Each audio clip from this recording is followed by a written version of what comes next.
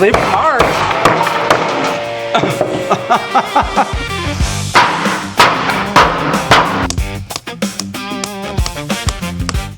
Guys with beards. Guys with beards. Guys with beards. Yeah, we're here at Star Hill getting ready to do some testing. We are Guys with Beards. We're the Guys with Beards at Star Hill, not the Guys with Beards on the internet. Well, I mean, we are on the internet. Oh, so we are Guys with Beards. We are guys, but we are not the guys with beards on the internet.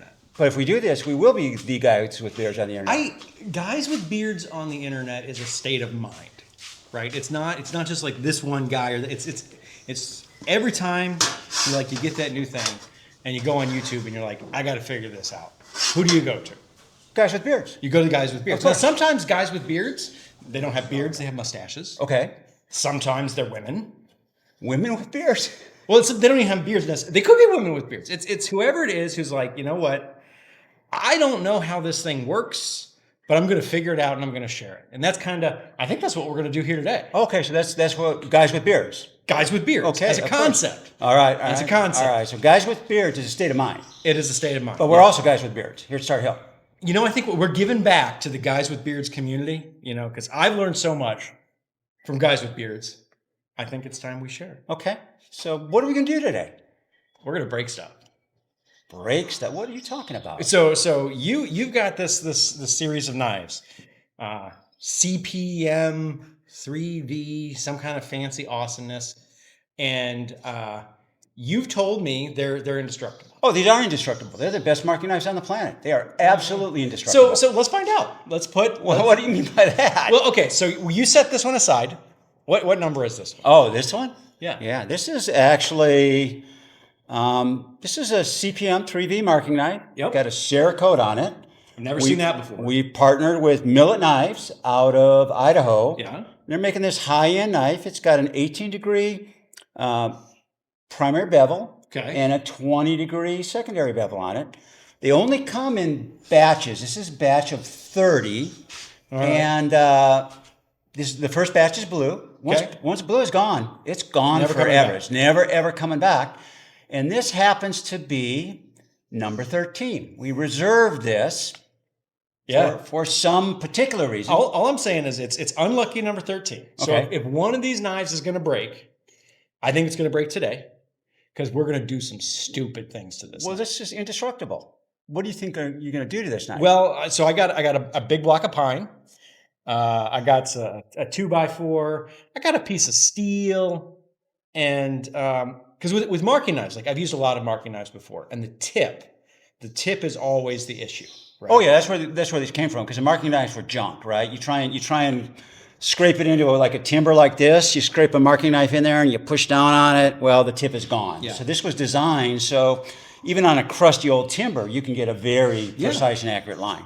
Well, and I know most guys they're using a box cutter, right? You've been using these for years now. Not this particular model because this is new. This is partnered with Millet, and it fits in the hand really well. So I know it works great as a woodworking tool, but that's not what Guys with Beards is about. We can do that on a different channel.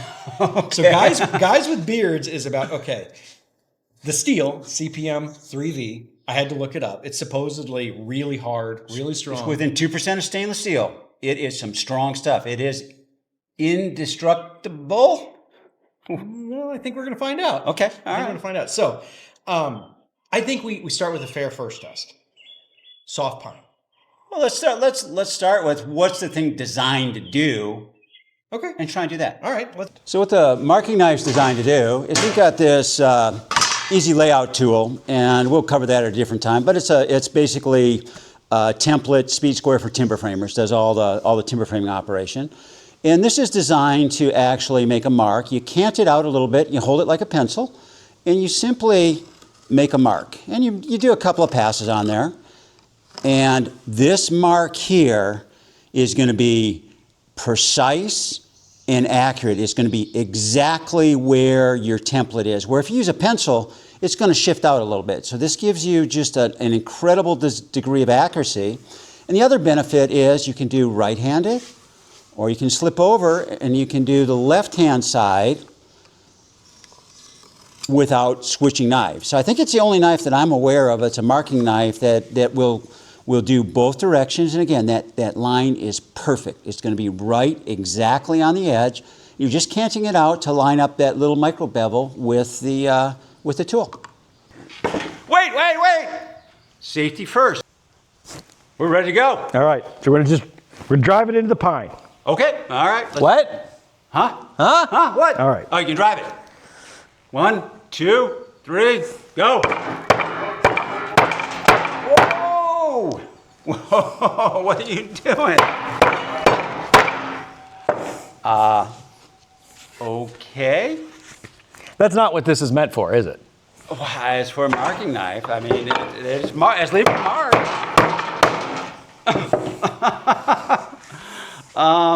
Yeah, that's not exactly what we designed this to do, I don't think. All right. All right, let's take a look at it. So after driving this through the pine, if you look close, there might be a little bit of dullness on the tip, but holy crap, that is...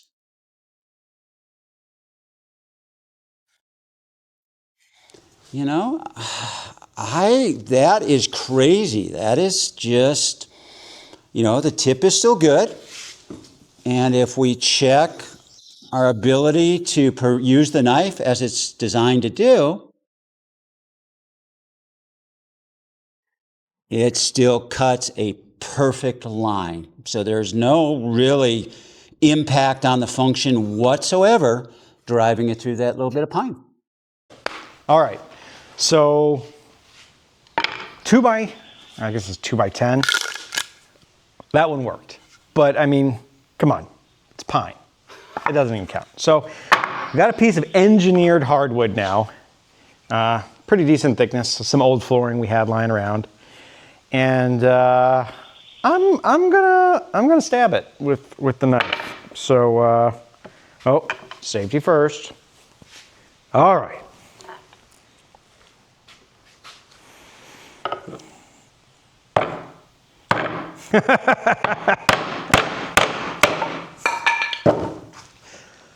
All right, that's going to be hard to break. Okay. All right, when we made this knife, I had no idea we were using it to make firewood. Yeah, it's a wood splitter. This is a piece of engineered 3/4 inch plywood. Got it from the box store, and it is red oak. We'll take a look and see how our knife fared, but if you look at the tip is still right there. Doesn't look like there's really any damage. I don't really even feel a burr, but the real test becomes, does it perform its function?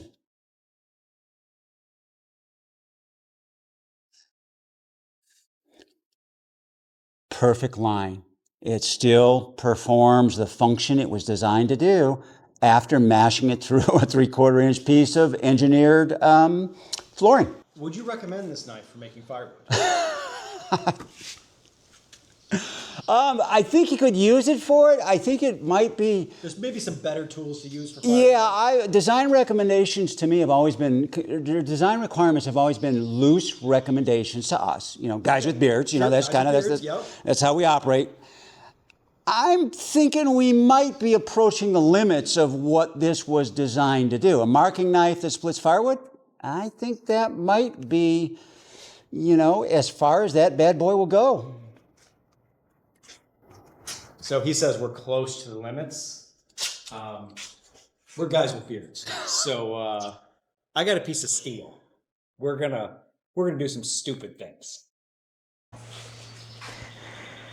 So I think what we're about to prove is essentially nothing.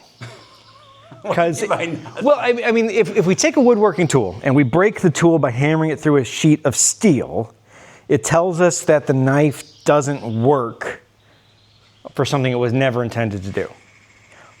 But what if it does work? My confidence level is degrading. I mean, so this is number 13. Unlucky number 13. I got my safety goggles. I'm ready. Let's see what happens. You sure you want to do this? Yeah, you're not sure. We're doing it. I am not sure. All right. Like and subscribe, guys.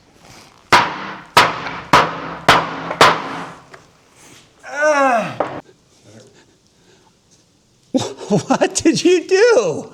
I hammered a knife into a piece of steel.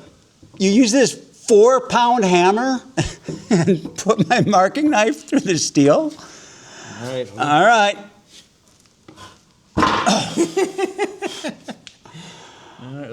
That's a nice little hole. Okay. Well, Does it work? you know what? Actually, that looks really good. The tip is still there. There may be the slightest bit of a burr. That's crazy. All right, so after going through a piece of steel, we're going to see what happens, and does it still function as designed? Another perfect line. That's insane. That's pretty crazy. You punched it right through that chunk of steel, and there's into a chunk of hardwood behind that, and it probably went in about an inch, and it punctured that, and literally didn't do any damage to the knife. So maybe, you did slide, the handle slid. The paracord adjusted. The paracord slid, and it covered up lucky number 13. Okay. That was a damage. Okay. Okay, so the knife is not up to my shenanigans, but I got one more shenanigan to try. So the tip, oak, pine, steel, no problem. John tells me you're not supposed to hammer it into steel regardless, but I think we need to do it. I want to see if we can bend it. So I'm a hefty boy. I'm well over 200 pounds. I want to stand on it, and let's see what happens. What are you doing? I'm standing on your knife. Oh, that's a test? You think we can do better? I don't know. I kind of like that one. You know, what are you doing? Well, I tried standing on it on the concrete, and that didn't tell us anything. So I'm going to hammer this knife into the tree, and then I'm going to use it as a foothold. And if I die, it's your fault. Okay. All right. You ready? We're ready.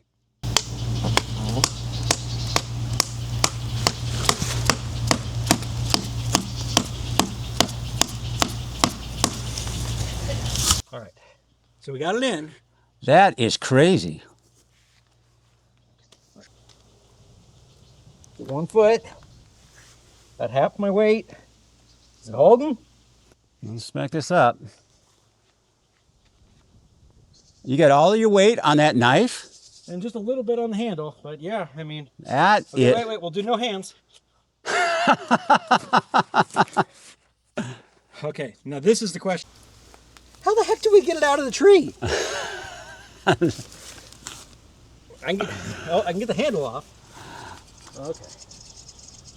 Number 13 of 30. Unlucky 13. And we couldn't break it. How are you going to get out of the tree? So we were able to get knife 13 out of the tree.